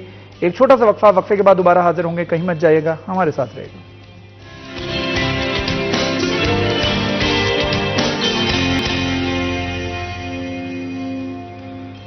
Welcome back ji, city at 10 में एक मरतबा फिर आपको खुशामदीद कहते हैं। ब्रेक पे जाने से पहले हम बात कर रहे थे टैक्सेस के हवाले से, टैक्स नेट को बढ़ाने के हवाले से जो हुकूमत इक़दामात कर रही है, एफबीआर को मजबूत बना रही है। और इस हवाले से ये बात और ये इन इट ऑफ इटसेल्फ, ये जो चीज़ है, कई ताजरों को, कई सनतकारों को जो है वो बड़ी बुरी भी लगती है कि क्यों टैक्स जो है उसको टैक्स नेट को बढ़ाया जा रहा है, पहले जो सिस्टम चल रहा है उसको चलने दिया जाए। तो डॉक्टर साहब ये बताएगा कि जो टैक्स नेट बढ़ाया जा रहा है एफबीआर की जानिब से और टैक्स जमा करवाने वालों की तादाद में बिलाशुबा इजाफा हुआ है, which is a very good sign and a good thing. आपको लगता है कि इसी तरीके से इदारों को अगर मजबूत किया जाए और टैक्स लेने के निज़ाम को मजीद बेहतर किया जाए तो इससे यह है कि लोग मोटिवेट होंगे टुवर्ड्स पेइंग द टैक्स, बजाय इसके कि वो टैक्स ना दें और चोर गली और चोर रास्ते से निकल जाएं? शिराज, मैं इसका क्रेडिट कुछ साबिक वज़ीर आज़म को भी देना चाहूँगा जी। इसमें कोई शक नहीं। वो कहते कि इंसाफ का तकाज़ा, इंसाफ करो कि ये परहेजगारी के ज़्यादा करीब है। तो आपकी गुफ्तगू भी इंसाफ पे मबनी होनी चाहिए। ये पहली दफ़ा जो मैं जितना ऑब्जर्व किया, साबिक वज़ीर आज़म बानी पीटीआई जो, उसने ये किया कि उसके दौर में हुआ, बहरहाल एस्टेब्लिशमेंट की हुकूमत थी हम तो कहते हैं, बहरहाल उन दोनों ने मिल के जिसका दौर में हुआ हम तो उसी को क्रेडिट देंगे ना। ये जितना भी टैक्सेशन के निज़ाम में बेहतरी आई है, या टैक्स की वसूली का कि हर सूरत आप डिक्लेयर करें इनकम और टैक्स नेट में आएँ, तो वो उस वक्त ये ऐसा हुआ था कि बहुत बड़ी तादाद में लोग टैक्स नेट में आए थे। तो वो सिलसिला अब जारी है। इस गवर्नमेंट ने आके और अच्छा किया कि बेशक आप ज़ीरो फाइलर बने, आप नॉन फाइलर नहीं रह सकते, फाइलर बने। तो बहुत बड़ी तादाद में जो नज़र आ रहा है, ये इसमें ज़ीरो फाइलर भी है ना, ज़ीरो टैक्स फाइलर। तो लेकिन उसका फ़ायदा क्या होता है? अब आप एकदम से किसी के असासे डिक्लेयर नहीं होंगे, इतना ज़्यादा हो गया ऐसा ही। अब आप जो फाइलर बन गया है, उसने जो कुछ डिक्लेयर किया है उसके मुताबिक ही चलाना पड़ेगा अपने आप को। इसलिए सोच समझ के टैक्स फाइलर बनना चाहिए और उसमें मतलब जो आपके एक्चुअल असासे वही शो करने चाहिए। इस सारी सिस्टम का फ़ायदा ये होगा कि आइंदा चंद सालों में हर शख्स तकरीबन या बहुत बड़ी तादाद में लोग टैक्स नेट में आ जाएंगे और हमारी मईशत डॉक्यूमेंटेड होगी। डॉक्यूमेंटेड मईशत जो है वो फिर एक स्ट्रॉन्ग मजबूत ग्राउंड्स पे खड़ी होती है, फिर वो इसके बहुत ज़बरदस्त फ़ायदे होंगे। ये एक कंसिस्टेंट अमल होना चाहिए और इससे रिलेटेड जितनी भी ज़रूरी चीज़ें हैं कि गवर्नमेंट के पास एक्चुअल टैक्स जिस दिन जाना शुरू हो गया तो मैं समझता हूँ कि ये बहुत अमीर मुल्क होगा, क्योंकि इस वक्त एफबीआर के पास जा रहा है उसके जो अमला है, या फिर सरमायादारों की जेब में जा रहा है, बल्कि दोनों मिल के चल रहा है ना। वो खुद ही तरीके बता देते हैं कि भाई यूं कर लें, आप इसको इतना कर लें, इतना हमें दे दें, बस ठीक है। तो वो बहुत थोड़े पैसों के बहुत अच्छा सर, एक स्कूल ऑफ थॉट ये भी कहती है कि हम अनडॉक्यूमेंटेड इकोनॉमी हमारी ज़्यादातर है और हम अगर बैंकरप्सी से बचे हुए हैं तो उसकी वजह एक ये भी है कि हम अनडॉक्यूमेंटेड हैं। अगर डॉक्यूमेंटेड हो गए कंप्लीट तो फिर बहुत सारी हकीकतें सामने आएंगी जो काबिल कबूल नहीं होंगी और हजम नहीं हो सकती। वो सबको फिर करना पड़ेगा ना, अपने आप को उसके हिसाब से अपने आप को चेंज करना पड़ेगा ना। तो हमारे तमाम अदारे, तमाम जो रेलिवेंट जो वो सनती अदारे हों या कोई किसी भी किस्म के, सबको अपना आप उस नेट में लाना पड़ेगा। और ये जो फिर वो चोर दरवाजे हैं ना, जो ये स्मगलिंग भी उसकी तरफ भी आप गालबन इशारा कर रहे हैं, जो स्मगलिंग एक हमारी पैरेलल मईशत जो है स्मगलिंग पे खड़ी है, तो ये गलत है ना। उसकी वजह से अपना असल जो चीज़ इधर के बिजनेसमैन कम्युनिटी का नुकसान होता है। तो ये दरवाजे बंद होने चाहिए, वो सारा पैसा भी जाना चाहिए ना, स्मगलिंग रुकनी चाहिए। जिसकी जेबों में भी जा रहा है, जिसकी जेबों में भी जा रहा है वो रुकना चाहिए। अभी हमारे आसम मनीर साहब जो जनरल साहब हैं, चीफ ऑफ आर्मी स्टाफ, उनको बहुत बड़ा क्रेडिट जाता है कि पता नहीं किस किस को नाराज़ करके उन्होंने इतना बड़ा ऑपरेशन करवाया। अल्लाह करे वो किसी के दबाव में ना होएं, हमारे सिपा सलार वैसे दबाव में आते नहीं, तो वो अगर वो सब को इस सिलसिले को बरकरार रख सके तो ये बहुत बड़ा क्रेडिट होगा। तो लेकिन बहरहाल माफिया बहुत मजबूत है, तो माफिया को हाथ तो डाला है उन्होंने, अभी देखते हैं कहाँ तक सिलसिला चलता है। तो उम्मीद करते हैं कि बेहतरी की तरफ जाएगा। तो मियां साहब ये बता दीजिएगा कि टैक्स नेट में लाने के लिए लोगों को हुकूमत बड़े इकदाम कर रही है। लोगों की सिमें बंद कर दी जाएंगी, बिजली के बिल काट दिए जाएंगे, मीटर काट दिए जाएंगे, कनेक्शन खत्म कर दिए जाएंगे गैस के। तो ये तमाम तरह इकदाम की वजह से हम देख रहे हैं कि उसकी रिजल्ट भी बेहतरी की तरफ नजर आ रहे हैं। तो ये कितना जरूरी था लोगों को टैक्स नेट में लाने के लिए? जरा थोड़ा सा जिसे कहते हैं टीचर स्टिक पकड़ लेता कभी कभी। देखें, यहाँ पर तो कोई ऐसा जत्था मुल्क पर काबिज रहा है जो ये कहता था, उसके मुंह में खाक, जो ये कहता था कि ये पाकिस्तान डिफॉल्ट कर जाएगा, ये किसी कीमत पर नहीं बचेगा।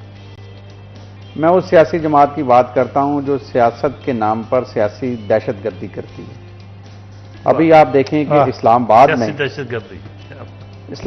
में जो सियासत के नाम पर हकीकत में दहशतगर्दी की गई, रेंजर्स के जो हमारे फौजी जवान थे उनको शहीद किया गया, पुलिस के नौजवानों को शहीद किया गया, सिविल सोसाइटी के जो लोग हैं उनको नुकसान पहुंचाया गया।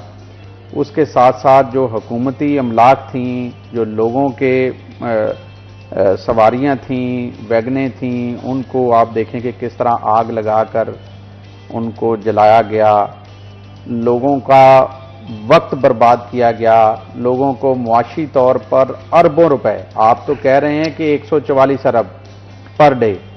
हमारी हुकूमत में जो हमें ब्रीफिंग दी गई है उसमें यह कहा गया है कि 4 दिन के अंदर तकरीबन 1200 अरब रुपए का नुकसान जो है वो हुकूमत और सिविल सोसाइटी के लोगों को बर्दाश्त करना पड़ा है। अब मुझे ये बताएं सर, मुल्क तो 1200 अरब रुपए का नुकसान जो है क्या पाकिस्तान बर्दाश्त कर सकता है? नहीं कर सकता, इस पोजीशन में नहीं हम लोग। तो मुझे ये समझ नहीं आती कि ये जो लोग इनके साथ चल पड़ते हैं इनका मकसद क्या है। डोगर साहब ने बड़ी खूबसूरत बात की है कि क्या आप पाकिस्तान के कानून को नहीं मानते? क्या पाकिस्तान में आइन मौजूद नहीं है? क्या पाकिस्तान के आइन के तहत बानी पीटीआई को सजा नहीं हुई? क्या बानी पीटीआई जो हैं रावलपिंडी जेल में जो हैं वो अपने मुकदमात का सामना नहीं कर रहे? क्या पाकिस्तान के अंदर अदालतें मौजूद नहीं हैं? क्या उनको जमानतें नहीं मिल रही? अब देखें, जिन जिन केसों में तो वो अपने आप को बेगुनाह समझते हैं या वो इनोसेंट समझते हैं, वो जाएं अदालतों में, अदालतों का सामना करें। हमारी लीडरशिप ने देखें जेलें काटी हैं, हमारे मरीम नवाज शरीफ ने जेल काटी, मियां नवाज शरीफ ने जेल काटी, मियां शहबाज शरीफ साहब ने जेल काटी, हमारे जो दूसरे लीडर हैं उन तमाम लोगों ने जेलें काटी। और इसका प्रॉपर चैनल आप करें कि ये डंके की चोट के ऊपर हम उनको जेल से निकलवाएंगे। यही लोग, यही आज जिनको हमें जो मतलब हमारे मदारुल महा की मुक्तदरा जो है, सही इस पे मेहनत बड़ी की है उन्होंने। अच्छा सर, इस मेहनत के ऊपर मैं गुफ्तगू करूंगा, एक छोटा सा वक्फा लेता हूँ, वक्फा के बाद दोबारा हाजिर होंगे, इस सिलसिले को यहीं से बढ़ाएंगे, गुफ्तगू के हमारे साथ रहेगा।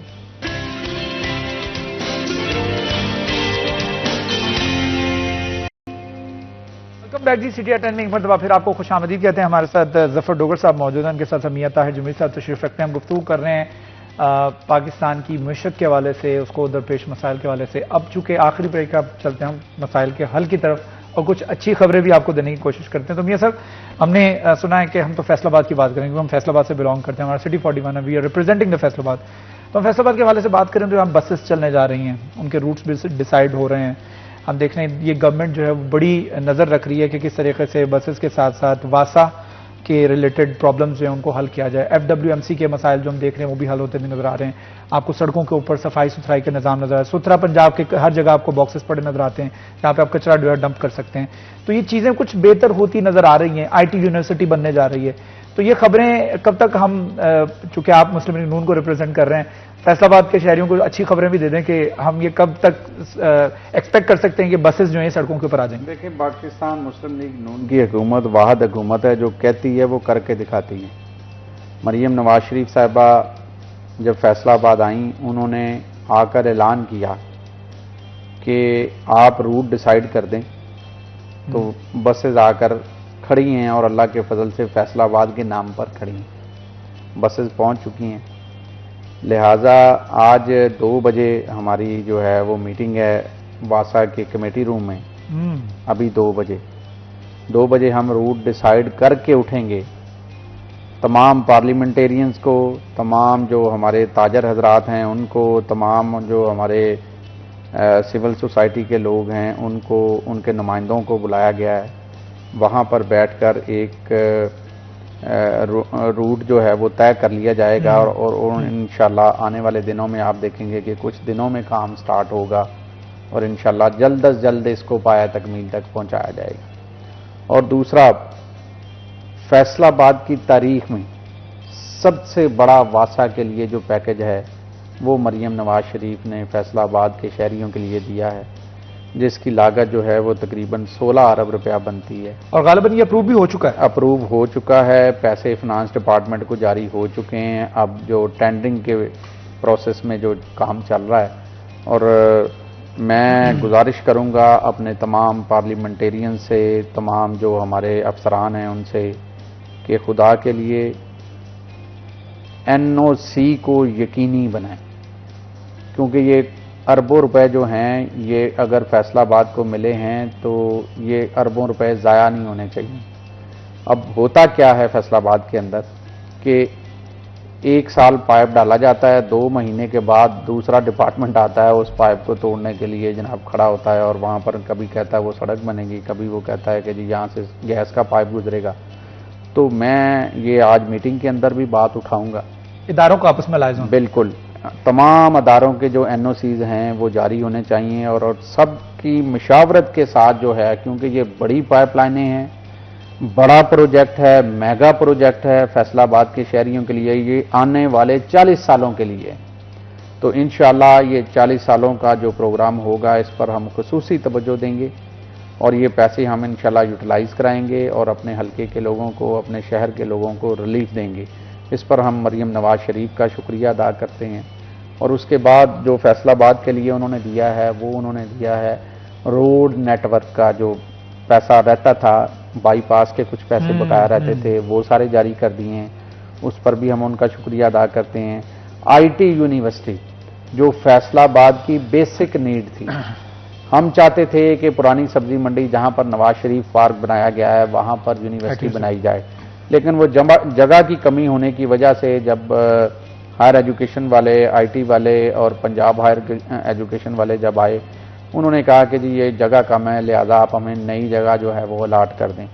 तो हमने नई जगह जो है वो उनको दे दी है, उसके लिए मरियम नवाज शरीफ ने अप्रूवल भी दे दी है।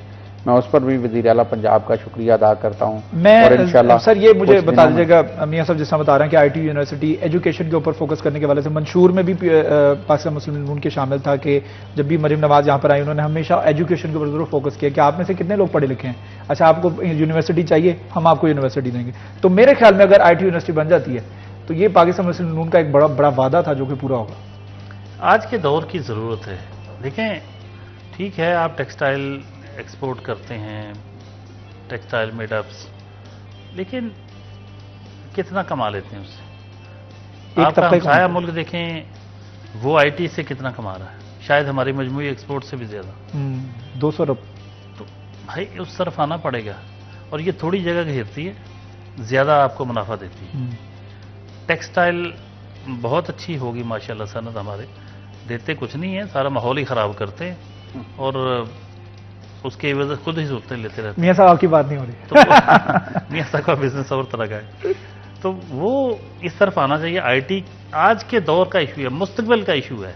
मुस्तबिल का सब्जेक्ट है और हाल का सब्जेक्ट है। इस तरफ जितनी जल्दी आया जाए और पूरी इसकी बहुत आला लेवल की इसकी फैकल्टी होनी चाहिए। मतलब ये नहीं कि बेसिक नोयत की चीज़ें बस आपने खोल दिया आईटी यूनिवर्सिटी, तो मतलब जो दुनिया में एडवांस सबसे एडवांस सब्जेक्ट्स हैं आईटी के, वो सब के सब यहाँ तालीम दी जानी चाहिए, क्योंकि आपने इसी के रास्ते आगे बढ़ना है।